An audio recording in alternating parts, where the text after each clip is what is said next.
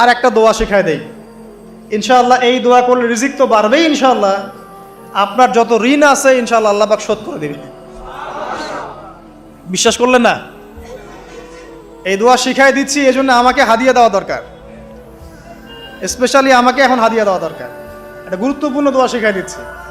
আলী রাদিয়াল্লাহু আনহু বলেছেন, কোনো ব্যক্তির যদি পাহাড়ের সমানও ঋণ থাকে, এই দোয়া যদি আমল করে আল্লাহ পাক ওই ঋণও শোধ করে দিবেন ইনশাআল্লাহ।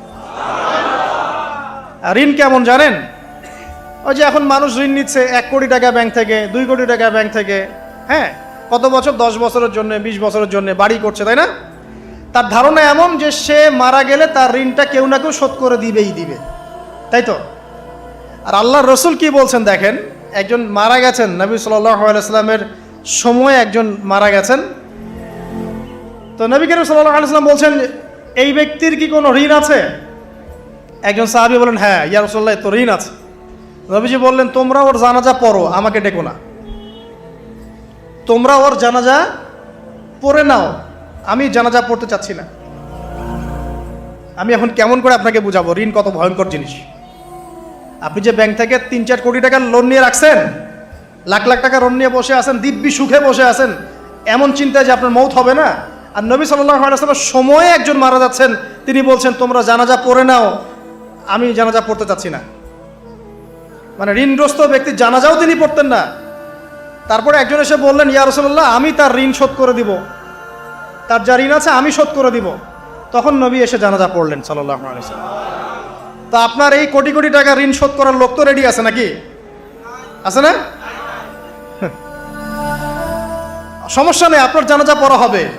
কারণ হুজুরকে আপনি 5,000 টাকা দিবেন, হুজুর জানাজা পড়াই দিবে, কোনো সমস্যা নেই।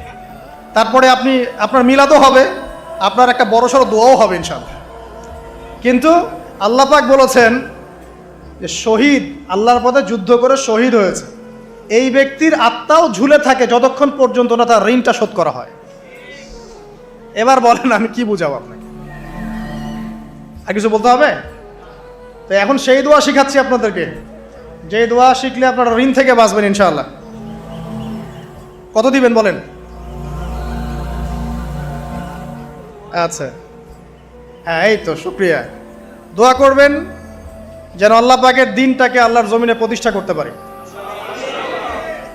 আমার সাথে বলেন, দোয়াটা হচ্ছে আল্লাহুম্মা ইকফিনি বিহালালিকা আন হারামিকা ওয়া আগনিনি বিফদলিকা আম্মান সিওয়াকা। এই দোয়াটা ছোট না, এটা মুখস্থ করবেন, সেজদায় পড়বেন, নামাজের সেজদায় পড়বেন, আত্তাহিয়াতু দরুদ শেষ তারপরে পড়বেন, নামাজ শেষে হাত তুলে করবেন, যখন তখন শেষ রাতটা করবেন। ইনশাআল্লাহ দেখবেন আপনার ঋণ বলতে কিছু থাকবে না ইনশাআল্লাহ। যদি থাকেও, বড় কোনো ঋণ থাকেও, আল্লাহ পাক অন্য কোনো মাধ্যমে এটা শোধ করার ব্যবস্থা করে দিবেন ইনশাআল্লাহ। ইনশাআল্লাহ। যে দারিদ্রতা দূর করতে চান, সচ্ছলতা চান, কয়েকটা কাজ করেন। এই যে বললাম, 1 নাম্বার সূরাতুল ওয়াকিয়া তেলাওয়াত করেন, 5 ওয়াক্ত নামাজ জামাতে পড়েন, ডেইলি কিছু সময়ের জন্য কোরআন তেলাওয়াত করেন, আর আল্লাহর কাছে রিজিক চান, জিকির বেশি বাড়ায় দেন। পারবেন না ইনশাআল্লাহ? আমার জীবনে এমন ঘটনাও ঘটেছে, এটা এখন গল্পটা মনে পড়ে গেল তাই বলছি, যে 1,20,000 টাকা ঋণ আছে আমার, শোধ করার কোনো অপশন নাই। আমার কাছে, আমার চোখে ধরা পড়ছে না যে 1,20,000 টাকা আমি কেমনে দিব। কি হলো, হঠাৎ করে আমরা একটা সার্কুলার দেখলাম যে সারা বাংলাদেশে ইসলামিক ট্যালেন্ট খোঁজা হচ্ছে। 2000, এটা মনে হয় 17 কি 18 সালের কথা, হ্যাঁ 18 না, আচ্ছা 18। তো হ্যাঁ, আলোকিতকে। তো এখন আমার ওয়াইফ বলছেন যে আপনি এটাতে অ্যাপ্লাই করেন। আমি অ্যাপ্লাই করবো, এটা তো আলেম ওলামাদের প্ল্যাটফর্ম, আমি এখানে জেনারেল থেকে আসা মানুষ কেমন করে কি। তো সে বলছেন না, আপনি পারবেন ইনশাল্লাহ, আপনি পড়াশোনা করেন, ইনশাল্লাহ পারবেন। তো আমি দেখছি আগে প্রাইস কি আছে, কষ্ট তো করবো, আগে দেখি পুরস্কারটা কি। তো পুরস্কারটা দেখছি যে একটা ওমরা করাবে।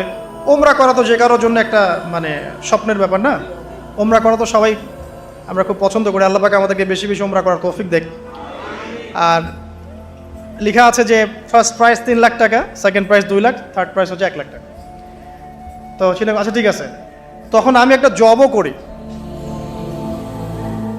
আমি কিন্তু চাকরিও করেছি এক সময়। তো এখন জব ছেড়ে দিলাম, জবে থাকলে আমার এখন পড়াশোনা হবে না। তারপর টানা 4 কি 5 মাস দৈনিক 10 থেকে 12 ঘন্টা করে পড়েছি।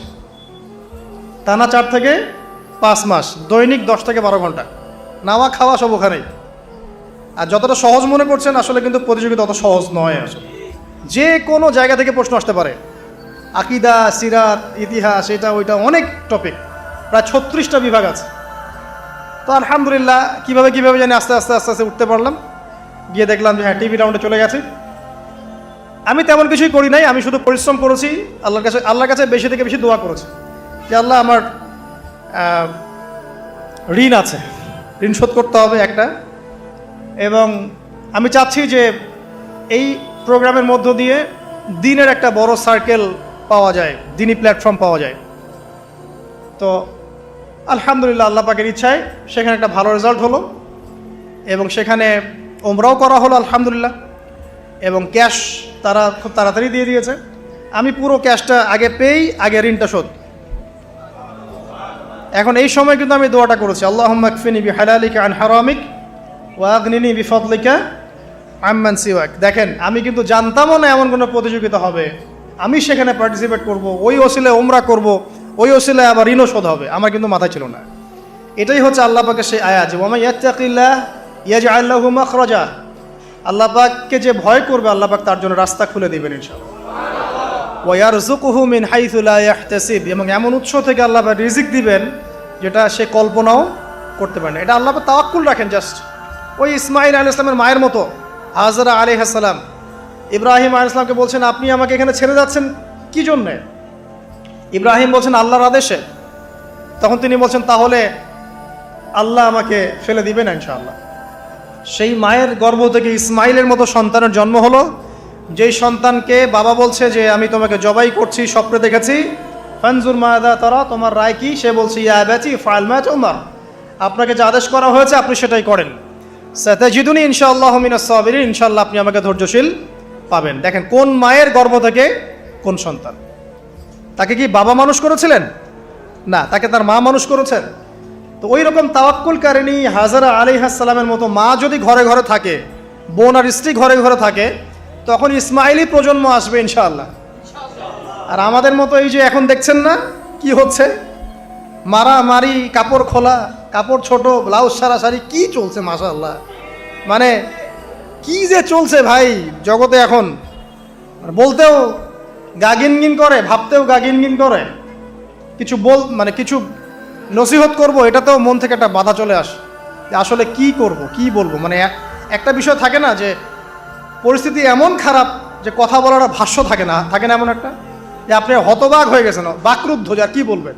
এখন এই বাকরুদ্ধ হওয়ার সময় চলতেছে, বাকরুদ্ধ হওয়ার সময়, মানে বলার আর কি নাই, কিছু নাই, কি বলবেন।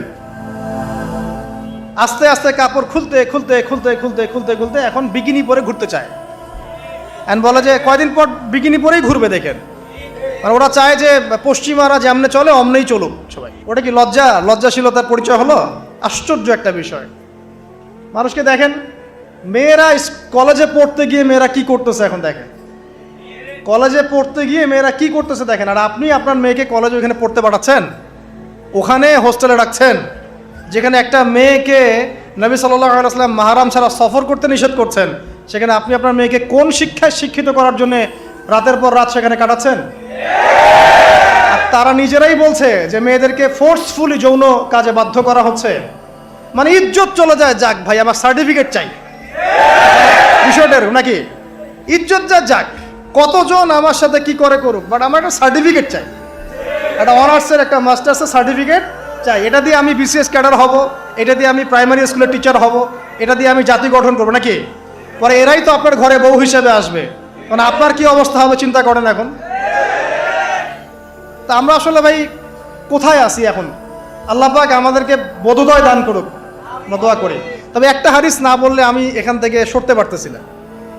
এই কথাই নবী সাল্লাল্লাহু আলাইহি ওয়াসাল্লাম বলেছেন, হুবাহু এই কথাই, একদম এটাই, যে ফিতনা ধেয়ে আসছে, লা ইলাহা ইল্লাল্লাহ, ফিতনা ধেয়ে আসছে।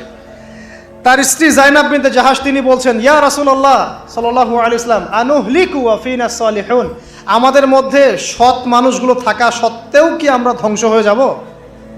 সুন্দর প্রশ্ন না? নবীজি বলছেন নাম, তোমরা ধ্বংস হয়ে যাবে। ইদা কাসুরাতিল খাবাস, যখন এরকম নগ্নতা, বেহায়াপনা, অশ্লীলতা ছড়িয়ে পড়বে, তখন সৎ অসৎ, আলেম জালেম সব ধ্বংস হয়ে যাবে। জাতি গঠন করবেন, সব ধ্বংস। আল্লাহ পাকের গজব সময়ের ব্যাপার মাত্র। আল্লাহ পাক শুধু আসমানি বালাই দেন না, জমিনি বালাও দিতে পারেন। আল্লাহ পাক মুসলিমে ফাসাদ লাগিয়ে দিতে পারেন। আল্লাহ পাক বহিঃশত্রুকে আপনার উপর চাপিয়ে দিতে পারেন। আল্লাহ পাক দুর্ভিক্ষ দিতে পারেন। আল্লাহ পাক মহামারী দিতে পারেন। আল্লাহ পাক কুন বললে ফায়াকুন হতে পারে। সে আল্লাহকে ভুলে গিয়ে এইসব প্রগতিশীলতার নামে যখন নগ্নতার চর্চা হচ্ছে, অশ্লীলতার চর্চা হচ্ছে, আর আমরা এগুলো সব মুখ বুঝে সহ্য করছি, মাদক, পর্ন, জেনা, ব্যভিচার সব চলছে চোখের সামনে, আমরা কিচ্ছু বলার নাই, সুদ ঘুষ সব চলছে। এটা সময়ের ব্যাপার যে আল্লাহ পাকের গজব কখন আসবে। আর যখন আসবে, আলেম জালেম কাউরে ছাড়বে না ইনশাআল্লাহ। আমারে আপনারে কাউরে ছাড়বে না ইনশাআল্লাহ, দেখে নিয়ে। আরেকটা কথা নবীজি বলছেন, দুই শ্রেণীর মানুষ আসবে কিয়ামতের আগে আগে, আমি দেখি নাই। তখন সাহাবীরা বলছেন, কারা ইয়া রাসূলুল্লাহ? একজন বলছেন, এক শ্রেণী হচ্ছে এমন এক শ্রেণীর পুরুষ। কারা এরা? পুরুষ যাদের হাতে লম্বা লম্বা লাঠি থাকবে, লাঠি, এই লাঠি দিয়ে তারা মানুষকে পিটাবে। কি আপনারা বুঝতে পারেন না কারা? আপনি নিজেও তার মধ্যে আছেন, আপনার ভাইও তার মধ্যে আছে। আপনি এবং আপনার ভাই দুজনেই এই কাজ করছেন, ভাইয়ে ভাই মারামারি করছেন, সবার হাতেই লাঠি আছে না? আছে। অথচ উভয় মুসলিম। আর একজন মুসলিম যখন আরেকজন মুসলিমের এগেনস্টে যুদ্ধ করতে যায় বা এরকম মারামারি করতে যায় না, যে মরবে আর যে মারবে উভয়ই অপরাধী, উভয় অপরাধ। হাদিস রিয়াদুস সালেহিন বইয়ের মধ্যেও আছে, দেখে নিয়ে। তারপরে দ্বিতীয় শ্রেণী হচ্ছে, নবীজি বলছেন নিসাউন, এক শ্রেণীর মহিলা আসবে, আমি দেখি নাই। মানে ওই যুগে ছিল না, আইয়ামে জাহেলিয়াতের বর্বর যুগেও এরকম মেয়ে ছিল না। তার মানে বুঝতে পারছেন, আইয়ামে জাহেলিয়াতের যে যুগটাকে এখন বর্বর বলে না, বর্বর, সেকেলে, মধ্যযুগীয় এইসব কথা বলে না, ওই যুগেও এই মানুষগুলো ছিল না। তার মানে নবীজি বলছেন আমি দেখিনি, লাম আরাহুমা, আমি ওদেরকে দেখি নাই। তারা কারা? নিসাউন, এক শ্রেণীর মহিলা, কাসিয়াতুন আরিয়া, যারা কাপড় পরবে বাট নগ্ন থাকবে, কাপড় পরবে কিন্তু নগ্ন থাকবে। মুমিলাত মাইলাত, নিজেও মানুষকে আকৃষ্ট করবে আবার নিজে আকৃষ্টও হবে। তারা জান্নাতে যাবেও না, জান্নাতের গন্ধও পাবে না। নেন এবার এখন দেখেন, একটু ভেবে দেখেন যে আমার ঘরে কি সেরকম মেয়ে আছে কি না, আমার ঘরে সেরকম বোন আছে কি না, আমার ঘরে তেমন ওয়াইফ আছে কি না। এখন যদি আপনি আল্লাহ এবং তার রাসূলকে সর্বোচ্চ অগ্রাধিকার দেন, আল্লাহর ওয়াস্তে ওদেরকে ঠান্ডা মাথায় বোঝানোর চেষ্টা করেন, বোঝান যে তাদের ফাংশনটা কি, দুনিয়াতে ওদের ফাংশন কি, দুনিয়াতে মেয়েদের ফাংশনটা কি, একটা পরিবারে একটা মেয়ের ফাংশন কি, স্বামী স্ত্রীর সম্পর্কের মধ্যে মেয়ের ভূমিকা কি, স্ত্রীর ভূমিকা কি, এগুলোকে বুঝান। তবে হ্যাঁ, এক শ্রেণীকে আপনি বুঝিয়ে কুল পাবেন না, পরিস্থিতি বোঝেন। পরিস্থিতি বুঝলে আমাদের করণীয় বের হয়ে আসবে। করণীয় আমি অনেক দিন বলেছি, জ্ঞান অর্জনের কোনো বিকল্প নাই, জ্ঞান অনুযায়ী আমলের কোনো বিকল্প নাই, আদর্শ পরিবার গড়ার কোনো বিকল্প নাই, পরিবারে মেয়েদেরকে পর্দায় রাখার কোনো বিকল্প আছে? নাই। এমনকি আমাদের ছোট ছোট ছেলে মেয়ে যারা এখন জন্ম নিয়েছে, এদেরকেও ছোটবেলা থেকেই ইসলামের অনুশাসন দিতে হবে, না হলে বড় হয়ে বিগড়ে যাবে। এরা বিগড়াবে না?